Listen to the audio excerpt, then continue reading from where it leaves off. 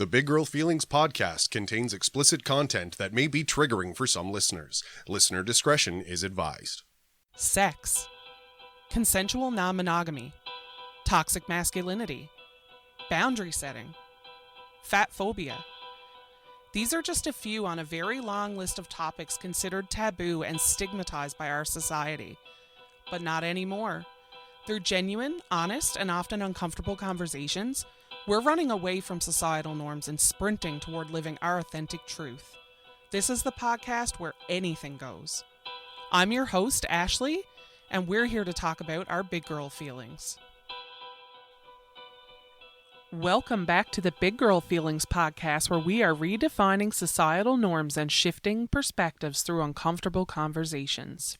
Today, we are going to discuss a topic that I am very, very passionate about. I know I say that every week. I mean, it's true every week. But anyone who knows me, friend, family, my partners especially, knows how big I am on communication. I'm so passionate about it. I think it's the keystone to every relationship, whether it's platonic or sexual or romantic. I think that communication is the key to everything. Successful relationship. Absolutely. And we got some really interesting questions about communication over the last week or so. And on a personal level, I have been, I won't say struggling with my communication, because Lord knows I can talk, but I've had a lot of change over the last year, 6 to 8 months, as you know, Ash. Yes, definitely. I think what's happening is some of the change kind of left me like a little jaded maybe, and so I've been questioning every relationship, every connection that I have with somebody, and wondering like Re-examining, yeah, reevaluating. Yeah, exactly. And just trying to figure out why that is. Did I communicate it well enough? Did I communicate often enough? Was there something that I could have said differently? And as I reflect on those situations, I'm coming back to the same conclusion every time. And that is, in my opinion, and I mean, it is obviously, there's 3 sides to every story, but I communicated the way that I should have, and it either just didn't get through, or their communication back to me wasn't what I needed, or it wasn't good enough, or crossed a boundary that I wasn't willing to compromise on. So I don't know, I just want to chat about that today, I guess, and because I've been internalizing a lot of that, and I think just to have a chat about it today, and why communication is important, and why relationships don't work out sometimes, even when all the other parts are there, they don't work, and most of the time it's because people are not communicating. A communication breakdown or something like that. Exactly. Mm-hmm. And I think sometimes it's not even a communication breakdown, it's they weren't communicating to begin with. I've gone through a lot of social changes in the past 6 months, ended a lot of really important friendships, and that's been really heavy. Yeah. So that has me, like you said, re-examining, why did that happen? Why was there this mass exodus of people from my life? Every time I sit down and talk to my partners about it, or my friends or my mom or whoever, and talk it out, hash it out, it comes back to the same thing every time, that they just weren't a good enough communicator. Yeah, absolutely. And sometimes that's just the way the cookie crumbles, right? Exactly. I think it speaks to what I kind of spoke about last week, about you need to have 2 willing participants to communicate. So if the other people aren't willing, or maybe aren't able to communicate, that's going to present a challenge that it may be an impasse, and thus the friendship is no more. Ash, what do you think the main obstacles are to good communication? I'm not really sure. I can speak from my own personal experience in struggling to communicate. I would say generally for me, it's even identifying what I'm trying to communicate, or what I'm even feeling, right, to then communicate it. I think that's personally what I've been working on, is connecting with myself more, to try to actually figure out what's going on in the moment when something's happening that I want to communicate to my partner. If I'm upset or something's going on, how can I get across what's going on? Because you might internalize that as, oh no, my partner's upset with me, but I'm freaking out about something else, but I can't even get that out or get that across, kind of thing. So that's Right. usually what my communication problem would be. I think that's probably a pretty common one, honestly. Overall, that's the thing that people struggle with the most. But I also think there are like other factors to be considered. For example, okay, I don't ever like to, because you know me, I think age is just a number for the 98% of the For sure. time, right? But I know 20-year-olds who are as mature as I am, and then I know 40-year-olds who act like they're 20. Whatever acting like It's you're more a 20 means. maturity level than it is to do with age. Exactly. And often age and maturity do correlate, but they don't always, They right? don't They're have not to. mutually exclusive. But I've learned, because I was always of the mindset that age is only a number, and I still do believe that to a point, but I've learned, and this is through various means, that there is a high correlation there. I think that particularly when it comes to communication, a lot of times the issue is that, communication and communication skills are exactly that. It's a skill that's learned and practiced over time. And being younger just means you've had a lot less time, especially when you're 20, you're just barely an adult. And so you've maybe not had a whole lot of time to practice communication skills, particularly in a like romantic partner type setting, even in the setting of like an adult friendship, which is completely different from a friendship that you have when you're 12 or whatever. Because it's a skill, you have to practice it, and younger people have had less time to practice. That's a great point, and I was actually going to just say something very similar, because I give everybody a chance, right? Like, if I get a good vibe from you, I don't care if you're 20 or if you're 60.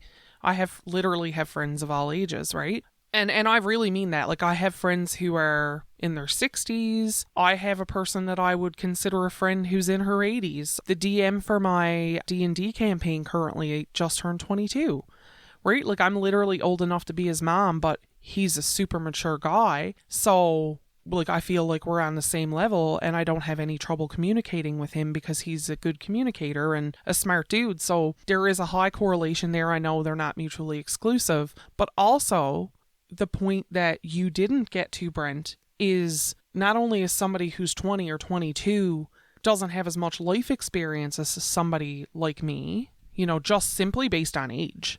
And that's not taken into account all the crazy life experience that I actually have, which is probably more than somebody else, like one of my peers that's the same age as me. The other thing is that this generation, I wouldn't say myself included, but people in their 20s right now, like, they're addicted to social media. We all are, really. But face-to-face communication is almost unheard of. You knew a world without the technology, without everybody had a cell phone in their hand, but a lot of people who are in their early 20s right now never knew a world like that. My niece, she's 9 now, but like ever since she's been old enough to hold on to a tablet, she's had one. I mean, we've instilled good communication skills into her and my nephew, and I really believe that. But a lot of kids coming up now, anybody I would say like 25 and younger especially, they don't have the social skills because they're afraid to talk to people in person. They hate confrontation. Nobody likes confrontation. Well, that's not true. I mean, some people do like confrontation, but people always think that I like confrontation because I'm willing to confront others. Yes, exactly. For example, if I'm at a restaurant and I order a steak, I order my steak medium rare, and it comes back well done. And also, just going to throw this out there right now, if you eat your steak cooked more than medium rare, I'll just even want to talk to you, because that could be a whole episode for me. My hatred for people who eat their steak well done. Ashley, do you eat your steak well done? No, but I don't judge people for it. Eat what you like, how you like is my motto. But as long as there's no ketchup. What was I saying? You're ragging on kids. Right. Right. It's on me that's out of touch.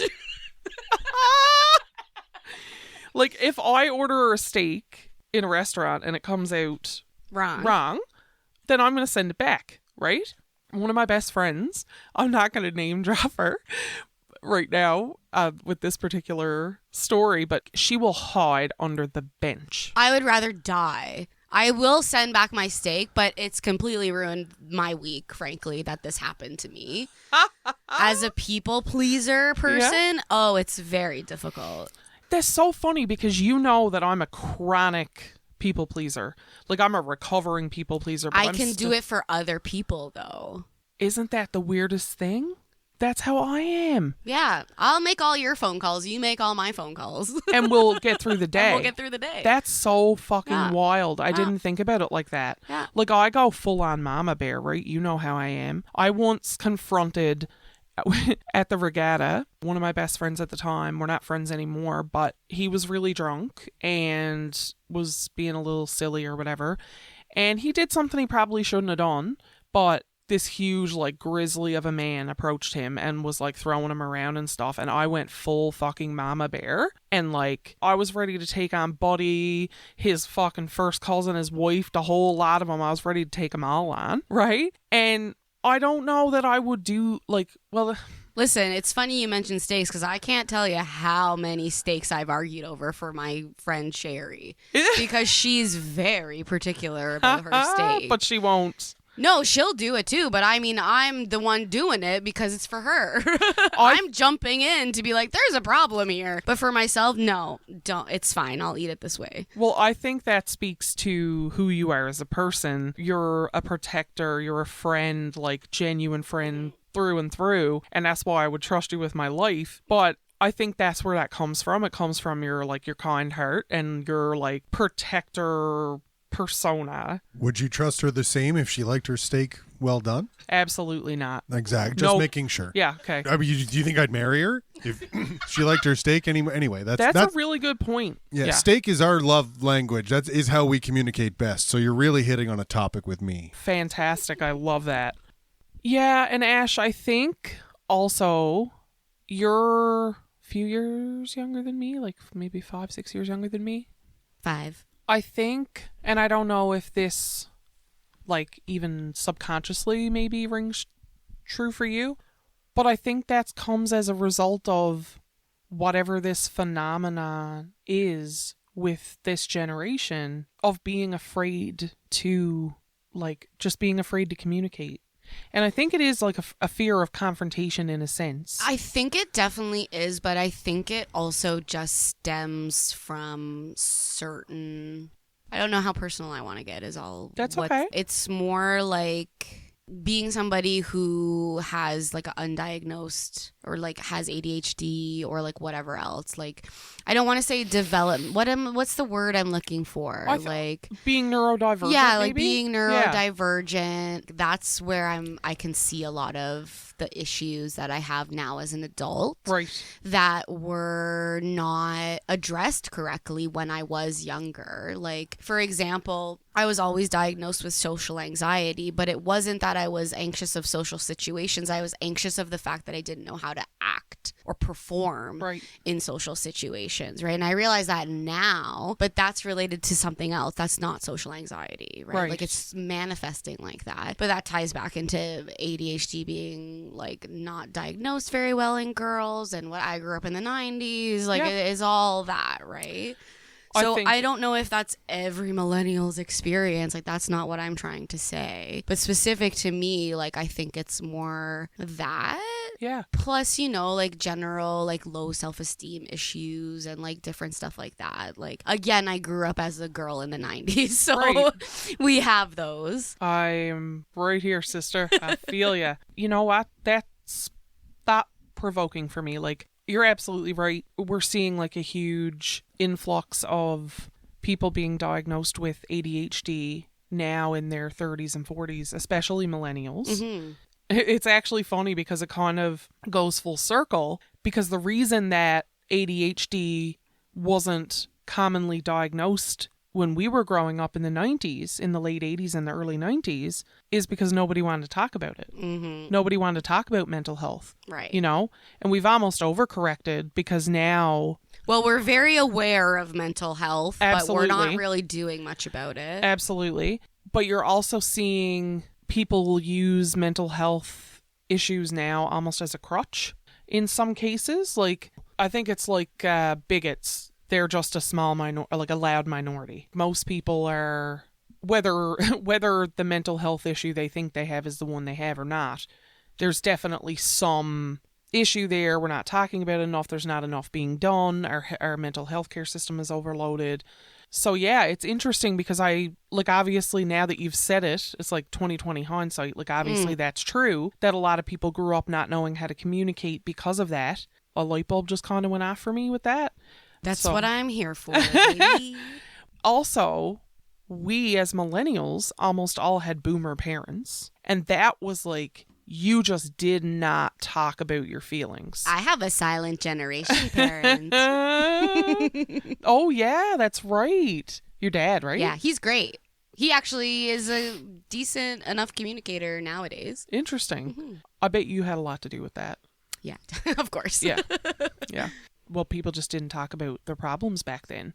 You didn't talk about marital issues. You didn't talk about mental health. You didn't talk about money. You didn't talk about sex. Almost everything is learned behavior, right? So if you have parents who are not good communicators and things weren't talked about in your house, well then, and all your peers are going through the same Well, and upbringing. they're being raised by parents who were raised to be seen, not heard. And Exactly. to basically, teenagers were invented in the, not very long before our great grandparents were around, right? So they were raised by people with very different life experiences. Right. My father talks about the one room schoolhouse and being with the same class for however many years until he left school to go to trade school or logging. And or then they went to whatever. trade school for 10 months and then got a government made job. mad money and Yeah. bought a house for $5 and here we are. yeah, exactly. Heaven forbid you talk about anything, you know. I guess there's, all kinds of reasons why people are poor communicators, but I think we also all have the same potential to grow as communicators. Like I've said before, everything in life is based around communication. Every single thing you do in your life, every person you talk to, even every animal, every job that you have, every interaction you have with a stranger, with a store clerk, with, whoever, every single facet of your life is going to be better the better of a communicator you are in general. And I know it's really hard for people. Absolutely. And I think different people need to be communicated to with different styles even. So like even just figuring out how to communicate with a specific person, like that can be a challenge. Sometimes you come in from a different angle or something like that. That kind of brings me into, I get asked all the time, more than you'd probably even realize, like, how do you do it? Like, how do you make it work with more than two people? Like, I find it hard enough. You make it a priority, first of all. Exactly. And there definitely has to be some, like, chemistry there with communication styles, like you just said. Communication styles also can be learned.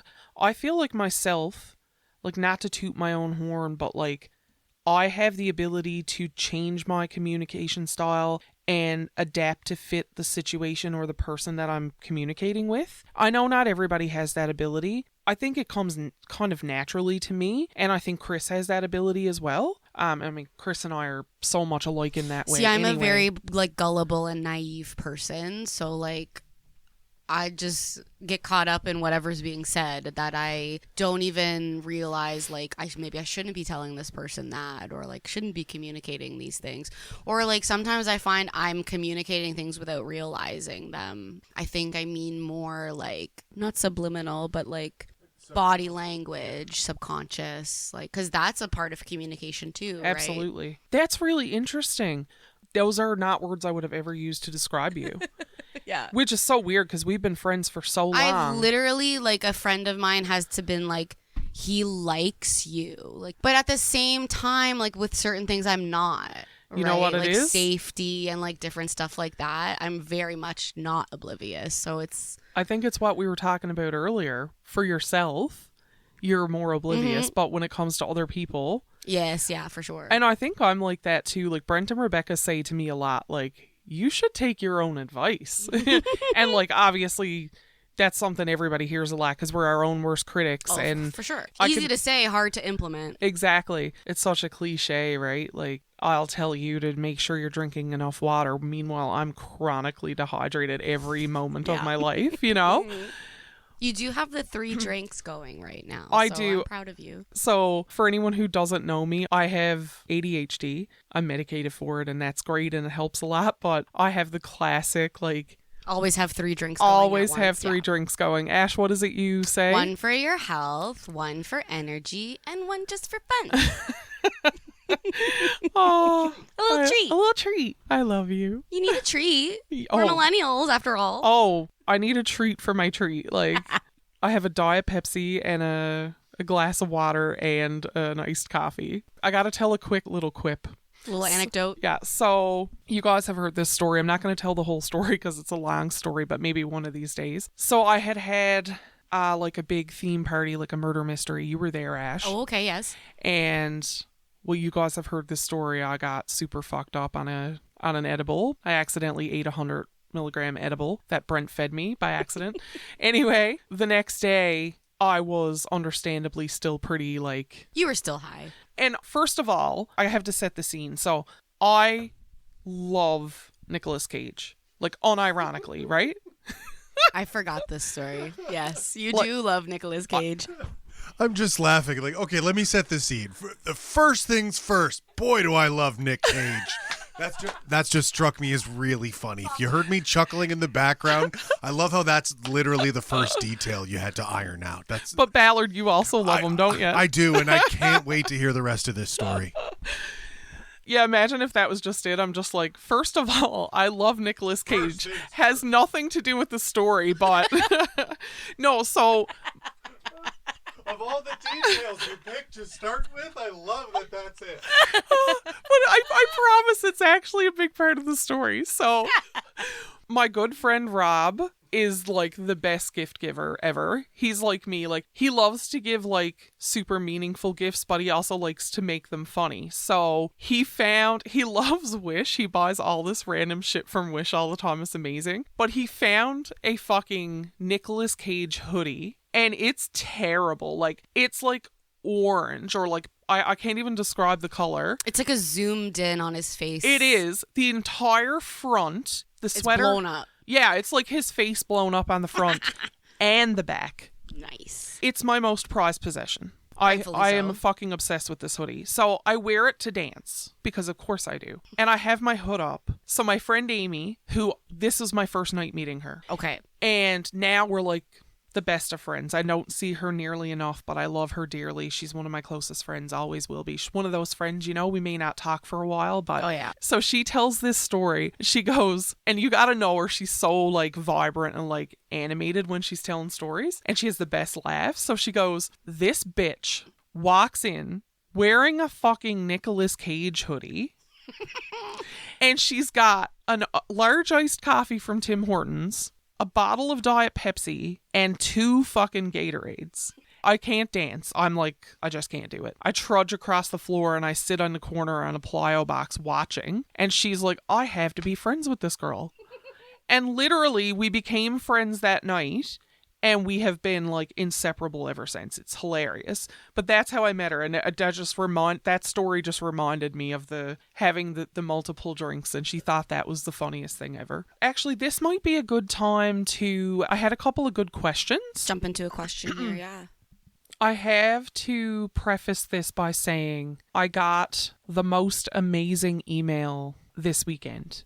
So nice. It was amazing. Like, I'm not kidding when I say, like, this email was life-changing for me. Because I said from the beginning, how many times have you guys heard me say this now? That if I could reach just one person with this fucking podcast, I will have, like, fulfilled my... Goal. Yeah. I'm not gonna, say anything about the email because it was personal. No personal details, Yeah. but just the TLDR. I really feel like I reached this person, and my journey to living authentically and being genuine and encouraging other people to do that, it feels like it's hit a like New peak yes, or new... yeah, because like I fucking reached her. It's changed something in her life. And like, I know that you guys, like yourself and Chris, have even said, and I think even maybe Chris had said it on air. Chris, actually, would you mind speaking on this? To which? Like, I think you've said a couple times now, like, that even yours and Ashley's communication, you feel, has, like, either improved or evolved just from us sitting around in your living room, Yeah. having conversations. You mean the studio lobby? Yes, the studio lobby. Yes, Yes. certainly. Yeah, you're absolutely right. Just, I found being in the role that I'm in on this podcast as the producer, the editor. So I listen to every episode 3-4 times probably over before they ever reach the airwaves. This whole process has, I feel, turned me into a much better listener. And the more I've picked up, we have this common ground. Ashley and I, we've both been on every episode of this podcast with you. So it's given us a great common ground to have our own discussions about things, based on the uncomfortable conversations we've had here. So this podcast has acted as a great icebreaker for us. Not that we needed to push forward into these topics, because I frankly think we're half decent communicators at the very least, just in that, hey, it came up, it was topical, it was natural. We didn't have to dig very deep to have these conversations. When, like I alluded to on Boys Night there in our last episode, like sometimes, if you want to breach a tough topic, you're not just coming home at the end of the day and saying, hey, let's get into the weeds about this super complex, traditionally tough thing to talk about. It's nice to have a catapult. Yeah, and this has really done that for us. Our communication, which again was already half decent, has only flourished, I would say. I, first of all, thank you for, saying that on air, because I think that's a testimony to all of us and our, what we're doing here. I feel complimented myself, and I know you and Ashley very well, and I agree you guys are great communicators. I don't think we would be friends otherwise. I consider myself a fantastic communicator, but I mean, even I feel like there's always, communicating is like, it evolves, right? And it's a lifelong learning process. So Absolutely. Like Brent said, it's a skill that you're always developing and honing. Exactly. It warms my heart, not just because it validates what I'm doing here, but also because I love you guys, and like, I love to see people flourish. And yeah, absolutely. Everybody always has room for improvement, for growth, even. Exactly. Yeah. Well, that's what you're doing, right? In a relationship, you're growing together. That's essentially what a relationship is. Sometimes you pick a person or persons, in my case, to go on that journey with you. It's always a learning process for everybody. And that's one thing I've noticed over the last little bit, and I'm surprised we've gotten this far into a conversation about communication without, I guess, formally speaking about love languages, because I guess that's kind of a greater...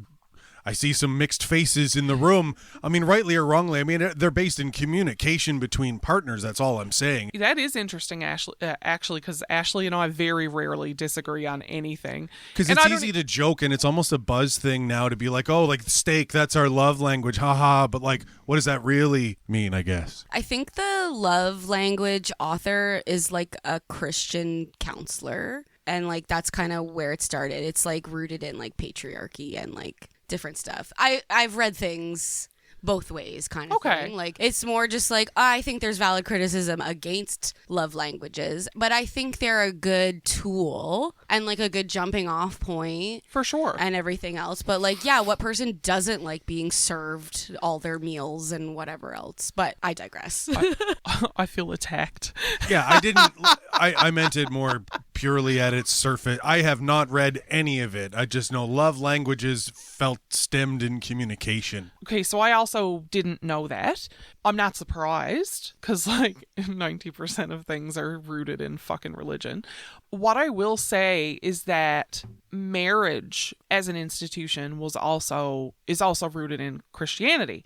However, marriage is rooted in Christianity and patriarchy. No matter where things start, they can evolve. Like, just like they can still have value and add value to conversation. Yeah, and I don't mean to just poo-poo the whole concept. No, but you're a very thoughtful... It's not based in science. No, like, exactly. It's just anecdotal stuff. Yeah. That this guy put together, and it's... And people have taken it and ran with it. And when I hear the buzz about love languages, it's just like common ground that you find with an individual that allows you to communicate effectively, and sometimes it is a steak, or maybe it is a code word for when you want to get out of a social situation. You know what I mean? That's what I mean. That's what I was referring to, and just it's a method to communicate. It's your secret password. And I think it's especially important for my relationship. It brings us to like a good point. So about my relationship in particular, and I've mentioned this in previous episodes, that people don't always understand the dynamic between myself and Brent, or Brent and Rebecca. Like I mentioned, my parents giving us a hard time because Brent was like tending on me or fawning over me or whatever. But an important thing to note is that is his love language for me, however you interpret them. And it's always good to be a critical thinker, and you are that above all else. You're such I'm definitely a buzzkill, so I apologize. No, you're not at all. You are very thought-provoking, and like that's something that I didn't know, and now I'm probably gonna go home and get high and spend the rest of the night going down a rabbit hole. I'll send right? you a podcast link, probably. Amazing. If that's where I learned that, it'll also be in the show notes. But just the fact that you don't like take one hard stance one way or the other, you're like, here's some stuff I read. It's still a valid tool. Just want to make y'all aware. But just that... like it's not scientific. No, or exactly. Like it's a concept kind of thing. And I do think it can be helpful, certainly. Totally. And like I can also identify with like the serving others as being a love language. Right. Like for Brent. Same. Like definitely. I like taking care of other people a lot. Same. I'm totally that's my love language. I mean, I have multiple really.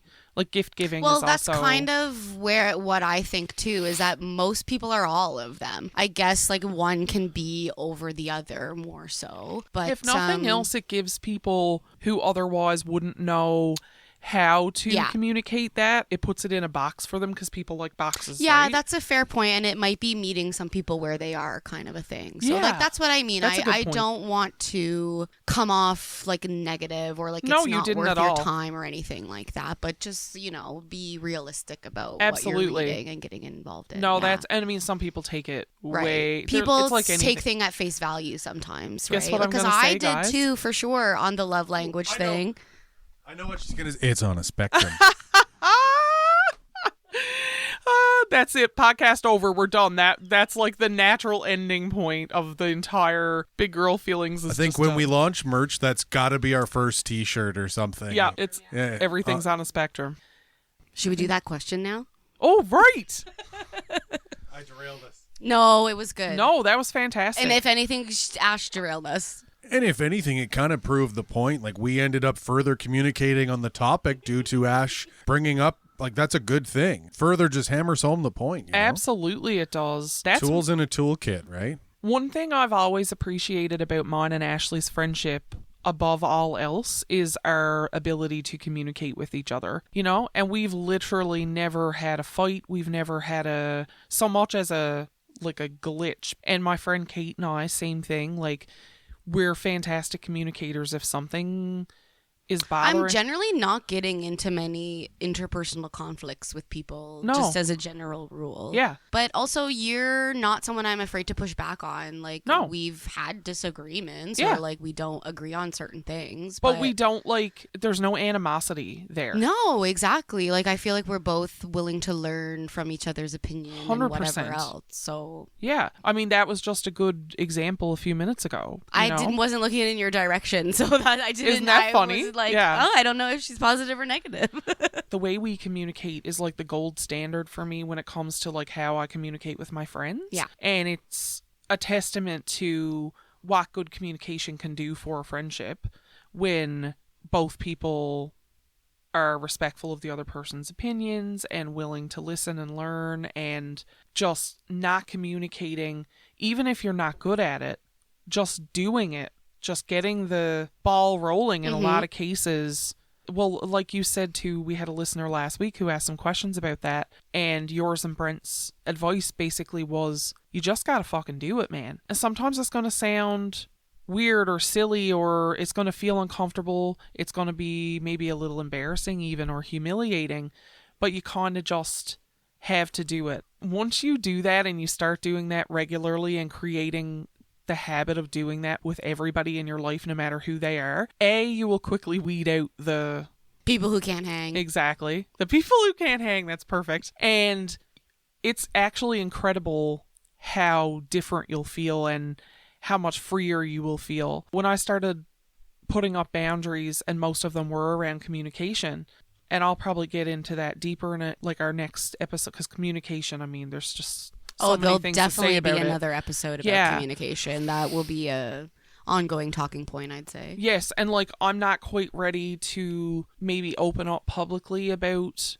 how I feel about some of those situations, even though they would be very topical and very relevant to this conversation. But just in general, I feel like my tolerance for bad communication has really gotten low over the years. And now I choose to just have people in my life who are at least trying. Yeah. You know? Like, I know it is really freaking hard for people. I struggled with it too. I still do. But sometimes you just have to do it. Because this question, I was speaking about, you know, this wonderful email that I got earlier. She actually had some pretty good questions that are relevant to this conversation. So her first question was, are there any specific tools or resources you used, especially at the start of your poly journey, that you found helpful for ensuring communication and being on the same page with all of your partners? Fantastic question. And for anybody who's exploring ethical non-monogamy or even thinking about it or just curious about it, this is a very good question. So, first of all, for me, just talking to Brent, just opening up and realizing like that he was open to that conversation and constantly talking about it, constantly discussing where our boundaries were, that's the big one. Chatting about what the framework was going to be for our relationship. And it's literally different for every single relationship, you know, like... Is there like the big book of non-monogamy that like you can reference back to like pick something that sounds right? Or how do you even know what boundaries to set, I guess? That's a really good question. I don't even know if I know how to answer that. That's but like, my merch. I think... Perfect. I think that also varies with every relationship. Like, I think only you can know what your boundaries are, and sometimes it takes a little bit of time to figure that out. And some trial and error, maybe. Trial too, and is error. not a bad thing. Absolutely. Brent, Rebecca, and I are still, to this day, it's like I said, it's a constant, you're just on this journey together, communicating and learning and growing together, and you're just having some fun along the way, right? And you know, for some couples or some relationships, people literally have a book or a contract. It's the same as like a BDSM contract, you know? Like, you just want to keep everybody safe. You want to have everybody protected. It might sound silly in theory, but in practicality, it's not a bad idea, you know, to have something that you can reference, you know, if you have a disagreement with your partner or partners. Well, there's no going to be guessing in the heat of the moment if it's been discussed and literally written down. Exactly. Right, to So like reference to. we personally, like Brent, Rebecca, and I don't have anything like that.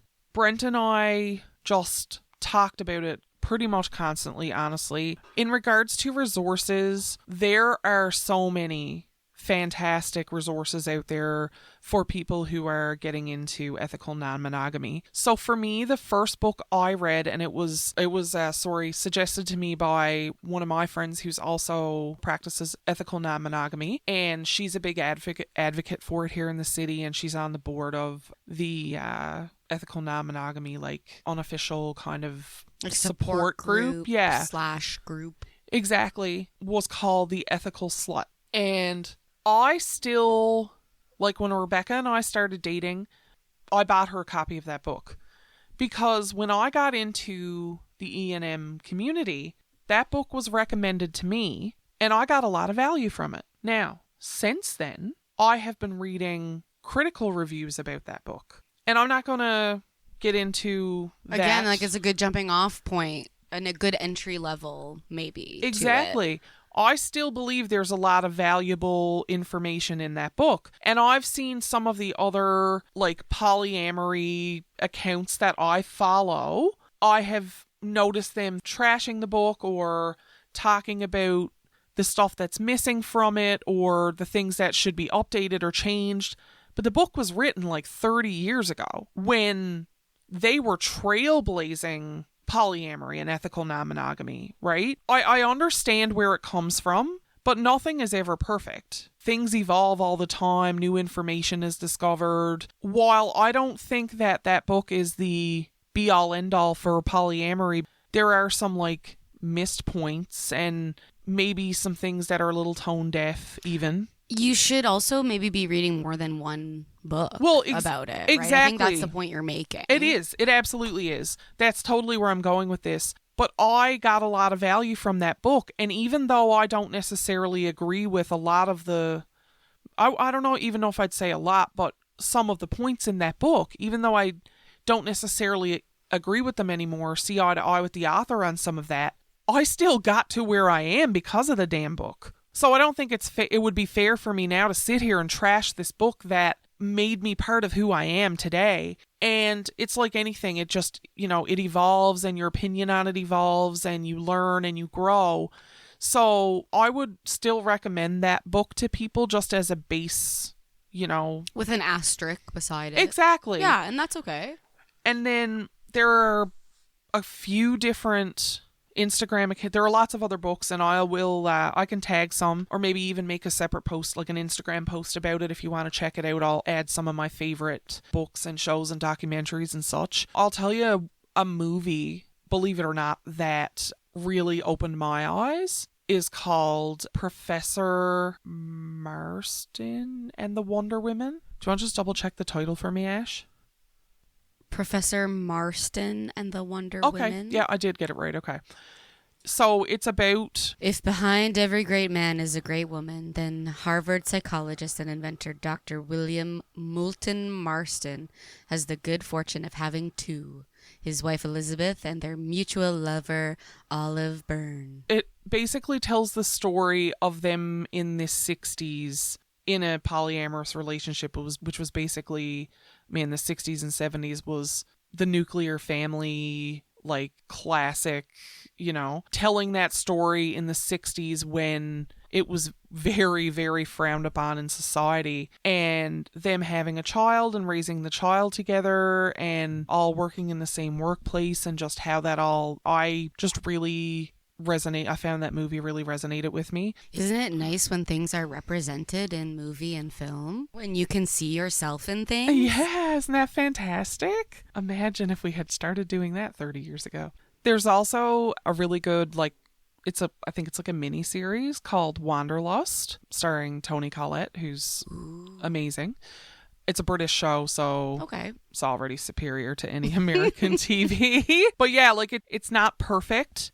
But no relationships are. There's no, guidebook. We weren't put on earth with a fucking guidebook to relationships or to monogamous or non-monogamous relationships. I think, like you said earlier, even if you don't necessarily agree with every point that's made in a TV show or a documentary or whatever, you can still take some value from it. Even if the lesson is don't do these things, then you still get value from it, right? So yeah, Wanderlust is the name of the show. That was our first, Brent and my first piece of media or pop culture that we consumed concerning polyamory. I think generally non-monogamy, ethical non-monogamy hasn't been represented very well in the media or in pop culture, but there are definitely some gems out there if you dig a little bit. There's a couple of really good documentaries. My favorite intro thing that I like to show people, because our generation, we talked about this a little bit earlier, we want our information and we want it now. We don't want to have to wait for it. As a generation, that's how we are. That's why podcasts and things that are easily consumable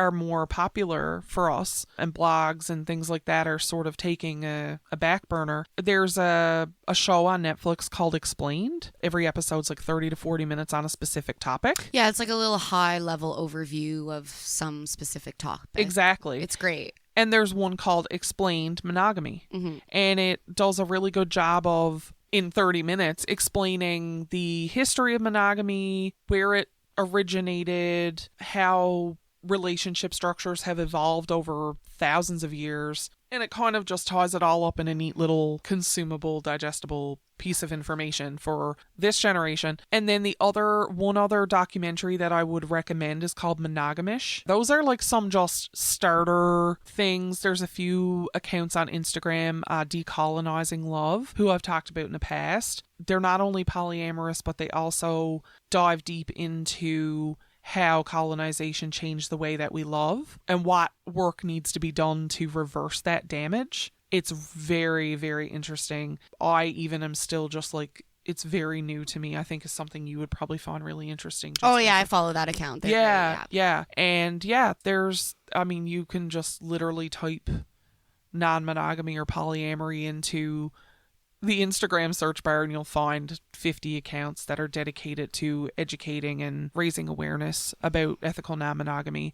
And like I said, not to say there's no bad influences out there or no bad, like I said, I think there's value in everything. And if you're like me and you still like to read text posts, Reddit is the place for you. There's an ethical non-monogamy like subreddit specifically. Absolutely. I spend a lot of time on that subreddit. I've been on there doing all my research. And there's also a polyamory subreddit. I'd say that one is like more resource heavy with like links 100% and like agree with that. explainers. Yep. And like for more learning information, I think the polyamory subreddit overall, it was really helpful as a monogamous person to learn, understand and to learn. understand, to learn, to hear from people who are participating in it, who's not just the one polyamorous people that I know. Absolutely. To be able to hear those voices, and even like they do have like a glossary of terms and like different which is stuff fantastic. like that, which is very helpful as an outsider to that community to be able to get a little bit of information just so I have a baseline knowledge. And I hope I do a good job of, when I talk about this stuff, obviously everybody can only talk from their own lived experience, but at the same time, I have put my heart and soul into researching these types of topics for a long time, something I'm very passionate about. While I have to reach from my own personal experiences, I also, when I talk about this stuff and anytime I ever give advice, I try to be as objective as possible. My own lived experience, of course, influences and what has worked for me and what hasn't. And I want to pass that on to other people who are getting into the lifestyle. But I just hope I do a good job of putting it out there a little more objectively than just like, this is the right way, because I don't know if our way is the right way. All I know is that it's the right way for us and we have a healthy, happy relationship. So if I can pass that on to somebody else, maybe you need to adjust or evolve or, have some sort of workaround for the advice I'm giving you. But I think the foundation is there, from our relationship. So even though everybody's experience is going to be a little bit different, I think that just having the foundations of that Yeah, is absolutely. important. And it's also good to learn from other people's experiences too, even if it does not super relevant to your own life. It's still interesting, thought-provoking, worthwhile. Totally. There was one other quick question. She wanted to know, does your polycule have a dedicated meeting time to go over how things are going?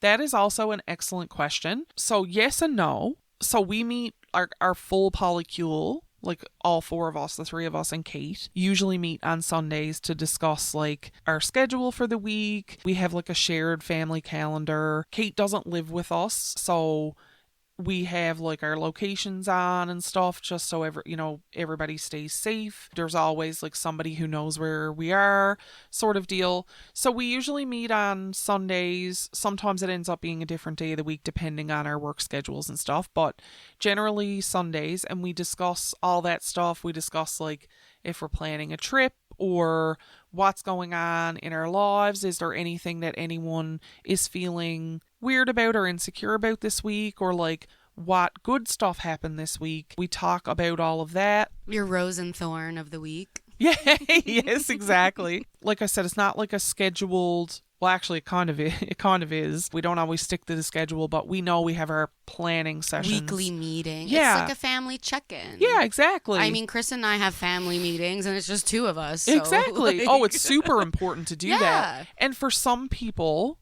that literally means scheduling time in your week, putting it in your calendar, that Sunday at 3:00, we're going to sit down, we're going to discuss our relationship, we're going to whatever. The three of us, our throuple for all intents and purposes, and the people that are involved in our romantic and sexual relationship, we talk about our relationship literally every single day. And like, I'm not exaggerating. We talk about it every single day. We talk about it multiple times a day. Obviously, lately we've been talking about it quite a bit because we've been doing this podcast. So that's been, like you guys said earlier, it's been the same for us. This has been a total eye-opening, educational experience for us as well. We're doing a lot of research. We're talking to each other a lot. We're talking as a unit to other people. And so that can be pretty thought-provoking. We don't have a set time. I'm not necessarily against having a set time. I do think, it would work for some people. I think especially if you have children and really demanding, not that we don't have a demanding life, but we don't have children. So that takes a huge factor out of the way when it comes to scheduling.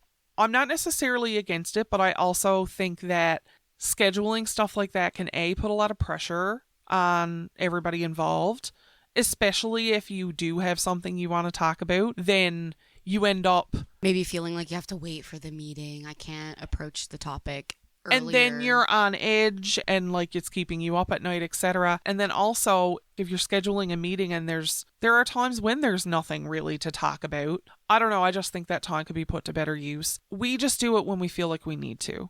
Rebecca, when we started seeing each other, Rebecca openly admitted that she maybe wasn't the best communicator. She's crazy smart and such a good writer, and like she can put pen to paper and just like beautiful words come out. But when it comes to speaking about something really vulnerable for her, she really struggled with that. And I mean, I've said this before, I think, but the amount of progress that she's made and the amount of growth that she's had over the past year has been like incredibly inspiring. I can definitely relate to that too. I'm great over text. Oh, we got a problem? Let's deal with it via text sometimes, like that. When I'm saying like it's hard to figure out what's wrong, sometimes having to sit there and type it out, I'm like, okay, I've figured it out. And I delete the message and go talk to my husband. Yeah, and we should make a note that we should have this discussion about, because I've been seeing a lot of like memes and stuff focusing one way or the other on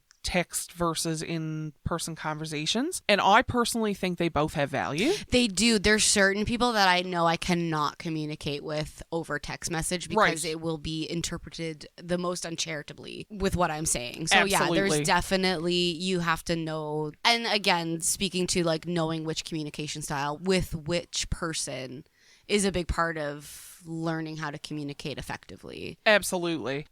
We just brought that full circle. Yeah, that's true. And yeah, we don't have, like I said, we don't have a specific time that we do that. We just have a very like, the door is always open. Sundays we have the space for it, but bring it up if it needs Anytime. to be brought up. Yeah. And we have a lot of conversations, I think I said last week, going to bed. Like that's our sort of time to reflect and have a chat with each other and whatever, check in and stuff.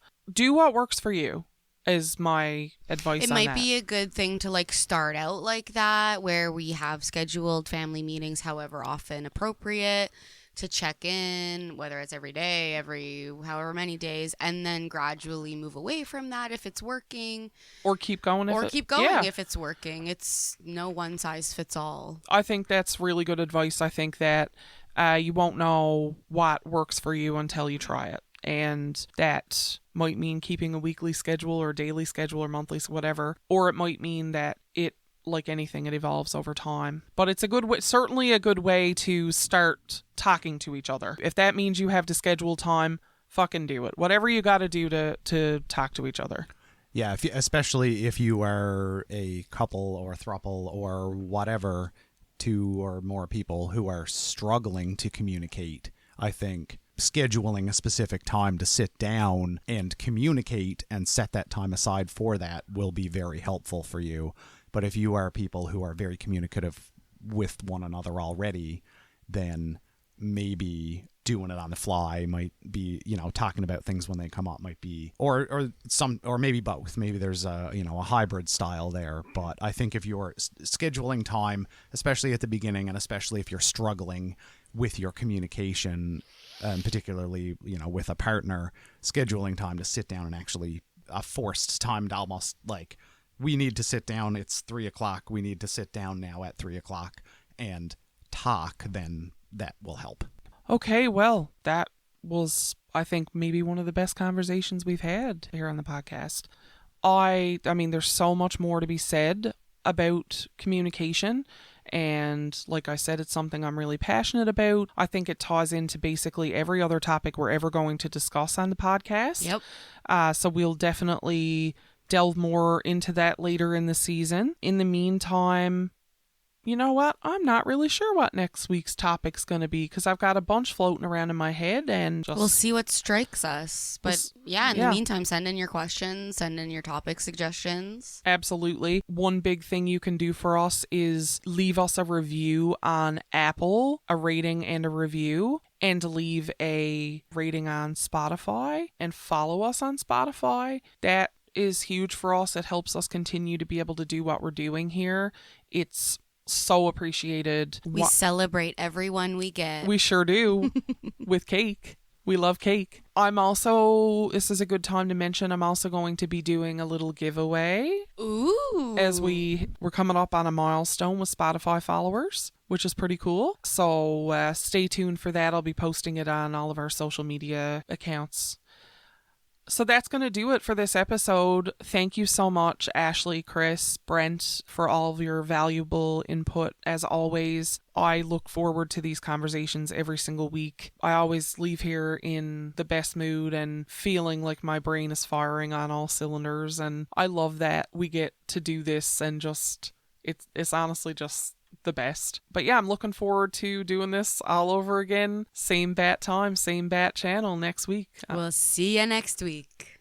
Thank you for listening to the Big Girl Feelings podcast, a Right Good Studios production. Cover art by Jerry Stamp. Follow us on social media. You can find us at Big Girl Feelings on Instagram and Facebook. Our website is biggirlfeelings.com. Do you have questions for us? Topic suggestions? Stories you'd like to share? Please email us at ashley@biggirlfeelings.com. Our podcast is available on Apple Podcasts, Spotify, and everywhere else you listen to podcasts. If you're enjoying the show, please rate, review, and subscribe on Apple Podcasts.